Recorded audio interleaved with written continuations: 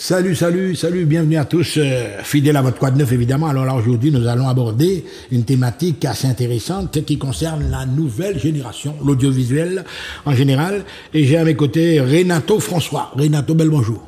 Bonjour Monsieur Timon et merci à Zouk TV de me recevoir sur le plateau. Et voilà. Bonjour aux auditeurs de Zouk TV aussi. Zouk TV que tu connais apparemment, hein. Tu as connu les oui, étapes du début de Zouk TV. Du début à la Pointe-Simon, je venais avec Alain Raphaël à l'époque sur l'émission Écran Ciné qui parlait de cinéma. Donc on débattait pendant une heure de temps sur les films qui étaient sortis. Ah ben voilà, actuellement dans le monde de l'audiovisuel, on va dire que tu n'es pas un inconnu, tu fais partie de la nouvelle génération, niveau d'études... Bac plus 2. Bac plus 2.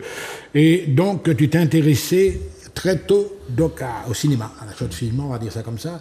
Pourquoi d'abord? La motivation, c'est de faire l'autre bagaille, c'est pas moi. Parce que moi, j'aime le cinéma, j'aime les films, j'aime que ça bouge, j'aime raconter les histoires, j'aime tout ce qui est de près ou de loin au cinéma, l'image qui bouge, tout ça. Ça m'a toujours intéressé. Ça t'a toujours intéressé? Mon premier film au cinéma, c'était L'Ours. Ah ouais? Quelle année? Je ne me rappelle plus, à 8 ans, Jean-Jacques Hano. Mon premier film, c'est L'Ours. Donc, c'est resté gravé. Jusqu'à présent, j'en parle, c'est resté gravé dans ma mémoire. Donc, ça te fascine, moi? Ah, mais c'est super, le cinéma. Alors, mais justement, cinéma, Martinique, on a des créations, on a des jeunes qui veulent produire. Avec les nouvelles technologies, de plus en plus, les réseaux sont envahis. Alors, toi, justement, quelle est ta motivation? Est-ce que tu as voulu faire de ça ton métier? Alors, à l'époque, j'ai voulu faire ça de mon métier. Mais ce qui s'est passé, c'est que dans le contexte artistique, enfin, voilà, quand on parle de ça avec les parents, ils te disent, tu sais, il vaut mieux avoir un métier qui nourrit sa famille, qui paye les factures et tout ça. Et quand on est jeune, généralement, on écoute ses parents. Donc, un métier qui nourrit sa famille, etc. Mais toi, c'est là que tu voyais donc la solution. Tes débuts, parle-moi de tes débuts. Qu'est-ce que tu as d'abord fait? Qu'est-ce que tu as... Alors, au niveau du cinéma, ce que j'ai d'abord fait, j'ai été invité à l'émission de... J'ai oublié son nom, sur RCI, le vendredi soir. Ah oui. Jean... j'ai oublié son nom. Oui. Et là, nous avons, pendant une demi-heure, nous discutions de... Georges Claude. Voilà, qu'on salue d'ailleurs. Il fait sport, il y a même temps... Il fait sport, qu'on salue d'ailleurs. Oui. Et ça a été une bonne expérience. Grand amateur de cinéma, monsieur. Tout à fait. Et ça a été une belle expérience. C'était à la radio. Et après, j'ai rencontré Alain Raphaël, avec lequel on a discuté, échangé longuement sur Facebook déjà, sur les films. On avait des avis divergents, hein. Donc c'est d'un avis divergent qu'on s'est dit, on va se rencontrer. On s'est rencontrés, on est devenus amis. Il m'a proposé de venir à Écran Ciné à l'époque. Alors, il y a des formules également qui peuvent te mettre le pied à l'étrier. Est-ce que tu as déjà fait, par exemple, des clips avec des artistes? Non, des clips, non. Ça t'a pas intéressé, ça? Ça ne m'a pas intéressé. Non, moi, ce qui m'intéresse, c'est raconter l'histoire que je vois au cinéma, raconter les histoires qui m'intéressent. Alors, les histoires d'amour, du quotidien, je laisse ça pour novellas, etc. Je laisse ça pour les ceux feuilletons. Je laisse ça pour ceux qui savent faire. Ils savent très bien le faire. Ça marche, hein? Jusqu'à maintenant. Oui, ça marche. Mais moi, c'est pas, enfin, entre guillemets, c'est pas ça qui me botte. Alors, ça marche, tu es, on va dire, quand même conscient de ce que tu veux proposer aux gens. Et alors là, tu commences à te lancer sérieusement. Tu as fait une série qui s'appelait Les Zombies. Non, là, j'ai fait un premier court-métrage. Un premier court-métrage, voilà, qui s'appelle The End, qui a été fait en 2015. Oui. Et qui parlait de deux gangsters qui étaient pris au piège dans une ruelle. Et en fait, comme il y a eu une apocalypse de zombies, donc ils se retrouvent face à 4 zombies. C'est une fiction, évidemment. C'est une fiction, oui. Et c'est toute l'histoire pour savoir comment ils vont réussir à sortir. C'est un court-métrage de 8 minutes qui, à l'époque, avait été sélectionné au festival Prix de Cour. Oui. Donc en 2016, 2016, oui. Donc, comment dire ça? Antilles-Guyane, vu Martinique, Guadeloupe, Guyane. Et à l'époque, le festival se passait en Guadeloupe. Donc, je suis avec Alain, parce que Alain a dessiné une part. Parce que dans le court-métrage, il y a une partie qui est en bande dessinée. Et j'avais proposé à Alain de faire, comme il dessine, de faire pour moi cette partie en bande dessinée. Et nous sommes partis au festival en Guadeloupe. Oui. Où on a profité pendant 2-3 jours, on a eu de super rencontres et tout ça. Et notre court-métrage n'a pas reçu de prix. Il était sélectionné, mais alors c'est-à-dire que tout le monde l'a vu, parce qu'il projetait toutes les œuvres, tout ça. Donc ça a été super de le voir sur un grand écran. Mais nous n'avons pas reçu de prix, mais nous avons une expérience extraordinaire. Parce que en parallèle, j'avais contacté à l'époque dans le magazine de cinéma Écran Fantastique, Oui. qui est un magazine national. J'avais contacté, il y avait une rubrique qui s'appelait Court-métrage, et j'avais contacté le rédacteur de cet article, et je disais que nous, en Martinique, enfin moi j'ai fait un court-métrage qui s'appelle Zien. Je lui ai donné le synopsis et tout ça, il m'a dit ok, envoie-moi le lien et tout ça, et il avait fait un bel article dans le magazine Écran Fantastique sur le truc. Donc on avait à cette période-là un article dans un magazine national de cinéma et on était sélectionné au festival Prix de Cour. Ça fait quand même des fenêtres quand même, ouais, évidemment. C'est génial, c'est génial. Mais les fenêtres, en fait, c'est une expérience plus où on a rencontré du monde du métier, du cinéma, rencontré par exemple l'école parallèle 14 qui est ici, qui forme les jeunes au monde audiovisuel, informatique et tout ça. Et bien, on a pu rencontrer ceux qui gèrent cette structure, les responsables, et on est restés amis et on échange tout le temps. Donc, mais quand on a des ouvertures, on connaît du monde, on arrive. En fait, le cinéma, c'est génial. Ça couvre tous les champs. Ouais. Mais c'est des relations, évidemment. Tu vois, dans le monde de l'art, c'est des relations. Alors, toi, tu m'as bien dit que tu écris également tes scénarios. Oui. Ouais. Alors, j'écris les scénarios. J'essaie de voir en amont si on a besoin de, de figurants, d'acteurs. D'acteurs et de tout ça. Oui. Et j'essaie de regrouper tout ce monde-là pour pouvoir essayer de mettre en image l'idée. Après, c'est pas évident de mettre. Alors, on a une idée, transposer. Non, mais c'est là, mais je veux y arriver avec toi, et que c'est bien beau, etc. Mais c'est la mise en forme, on va dire, de tout ça, quoi. Ah oui, mais il y a un travail énorme dans ça. Ouais. Ah oui, mais le résultat est toujours un petit peu loin de l'idée qu'on se fait au début, puisque tu as ton idée, tu l'écris, et en fait, ne serait-ce qu'un dialogue. Des fois, j'ai écrit des dialogues et je donne à mes acteurs à dire la chose. Mais quand la personne le dit, eh bien, ça sonne autrement que ce que j'avais, parce qu'avec la gestuelle de la personne et tout. Donc, je lui dis, bon, écoute, je t'ai donné à faire ça. Mais même la personne m'a dit, mais ça fonctionne pas. Je lui dis, écoute, je t'ai donné, tu as vu l'idée générale de ce que ça veut dire. Tu le mets comme tu veux. Mais tu me dis comment tu vas bouger pour que je puisse bien cadrer. Mais évidemment. Alors, tu tombes dans un domaine qui m'intéresse énormément parce que ce que tu viens de dire, alors le producteur, etc., il est là, le metteur en scène, il écrit. Mais quand on remet, je te parle des grands acteurs, à la limite, il est plus tributaire de l'acteur que du texte qui est écrit, c'est ça, hein? Parce qu'il y a une part émotionnelle qui joue dedans, tu sais pas comment le rendu sera. C'est-à-dire qu'on prend des bouts qui correspondent plus ou moins, d'après ce qu'ils ont déjà fait à certains profils, mais des fois, soit il t'apporte, ou bien soit tu dis, ah, désolé, on ne pourra pas continuer aussi, il y a ça aussi. Hein? Non, tu sais, je suis, alors à ce niveau-là, pour le court-métrage et pour la web-série, je suis amateur. Alors, amateur veut dire que je continue toujours à apprendre. Au fur et à mesure, j'apprends. Parce que les erreurs que j'ai faites, par exemple, sur le court-métrage Zien, je ne les reproduis pas sur la web-série. Après, sur Zien, j'avais 8 personnes. Sur la web-série, j'ai une quinzaine de personnes. Ouais. Et le truc, c'est que... mais avec l'expérience, de t'interrompre, est-ce que tu retombes des fois sur les mêmes personnes que tu avais déjà engagées? Ah oui, il y a des personnes sur Zien que j'ai repris parce que le feeling est bien passé, parce qu'ils comprennent l'idée que je veux véhiculer, ils comprennent le style de film, ils comprennent, et on est dans la même mouvance. Ouais. Donc voilà. Après, comme ce sont des amateurs, ils ne sont pas rémunérés, mais ils me donnent de leur temps. Et généralement, pour la web-série, c'était le samedi matin. Ouais. Donc, je peux comprendre que le vendredi soir, tu vas aller faire la fête et que c'est difficile de se lever le week-end, le samedi matin pour venir tourner, pour venir faire ceci, surtout que je t'envoie un script. Alors, généralement, je t'envoie un script et quand on arrive sur le tournage, c'est à ce moment-là qu'ils lisent ce que je leur ai envoyé ou bien qu'ils ont envoyé. Ouais. Je ne peux pas leur en vouloir. Ils me donnent. Parce que je crois que chez eux, déjà préparé le tout. Non, il y en a qui regardent, mais tu sais... L'argent, ça va, ça vient. Le temps, ça ne revient pas. Et ils me donnent de leur temps. Ils m'ont donné de leur temps sur la web-série.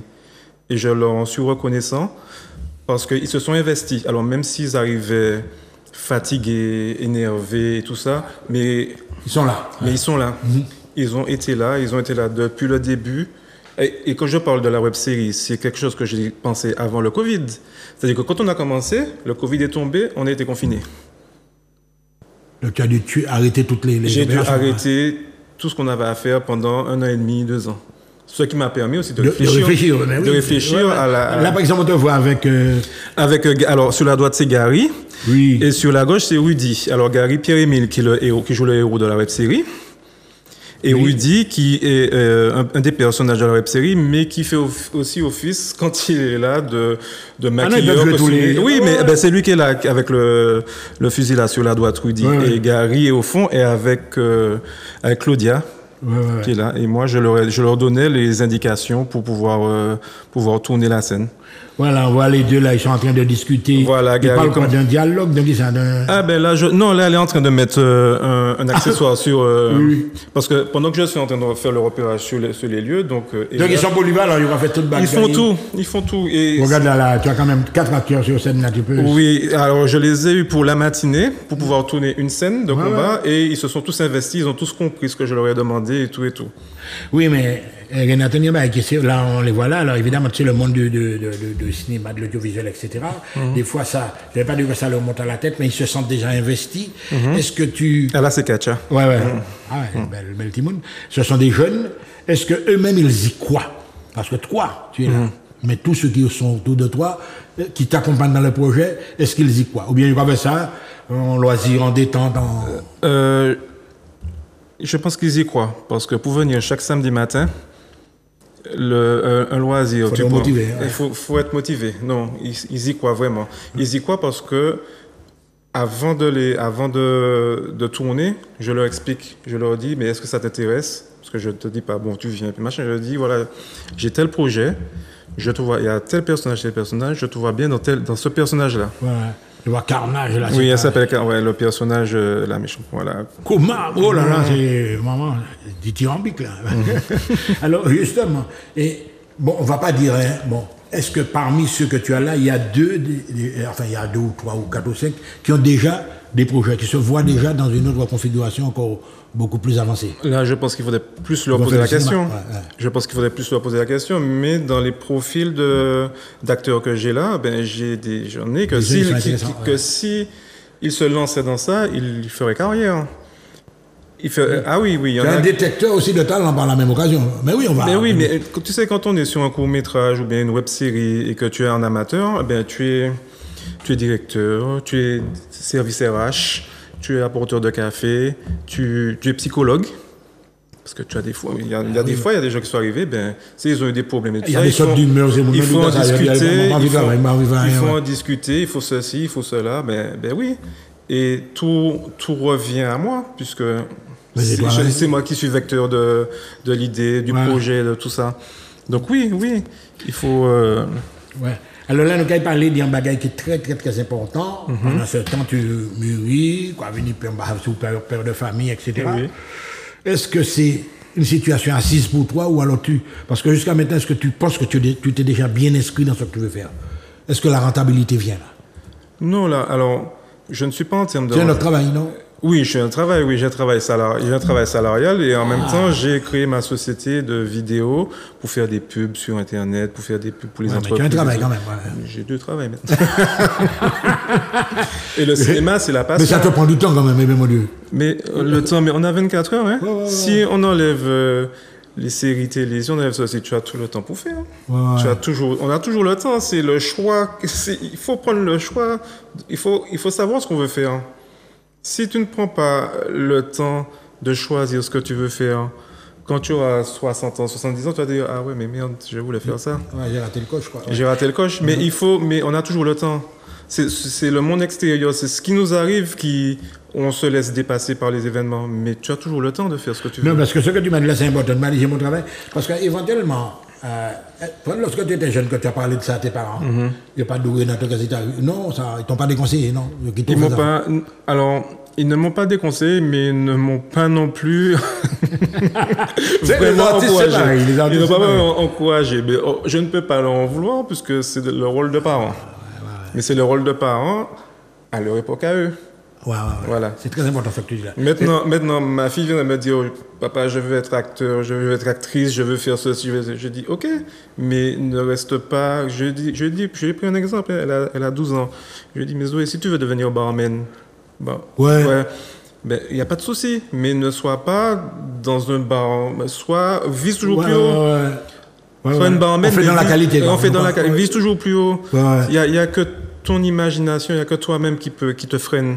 Oui, mais Renato, je vais te dire actuellement, avec l'intelligence artificielle, avec les réseaux, tu as pléthore de personnes qui maîtrisent déjà l'image, qui font des choses. Hein. Ne serait-ce que même des particuliers. Tu as des gens, il y a des vocations déjà, je vois des trucs assez intéressants, faits par des amateurs. Ouais. Oui, mais quand on me dit ça, tu sais, à Dillon, tu as des fast-food, tu as McDo, tu en as 3 là qui sont là. Ils fonctionnent toujours. Et ils sont tous à côté. C'est le client qui choisit après. S'il veut aller dans tel ou tel truc, il n'y a aucun qui a fermé pour l'instant. Ils sont tous là. Hein. Bon, on va parler quand même de ta production actuelle. C'est Portrait de famille, la série. Alors, parle-nous de ça. Ça parle de quoi exactement? Alors, ça se passe dans un monde post-apocalyptique et c'est une histoire de vengeance en fait. Hein. C'est une histoire de vengeance. Donc, c'est un petit peu un mélange entre Mad Max et puis une autre. C'est ça, parce que j'ai beaucoup aimé Mad Max Fury Road. Oui. J'aime beaucoup les Mad Max. Tu as des effets dans tout ça, tu arrives à... J'ai des effets, j'ai surtout des acteurs qui sont investis pour faire des cascades, jusqu'à ce que je puisse leur dire, tu peux pas faire. En Martinique, tu peux pas faire ça. Je te dis, tu peux pas. Mais oui, je peux faire. Non, tu peux pas. Ouais. Et pourtant, ils font. Tu nous as amené une bonne annonce, un extrait, on peut voir. Oui, il y a une bonne annonce. On va demander à Manuela de diffuser ça et puis on va voir comment nos amis téléspectateurs vont réagir. Mais en tout cas, je suis fasciné. Et...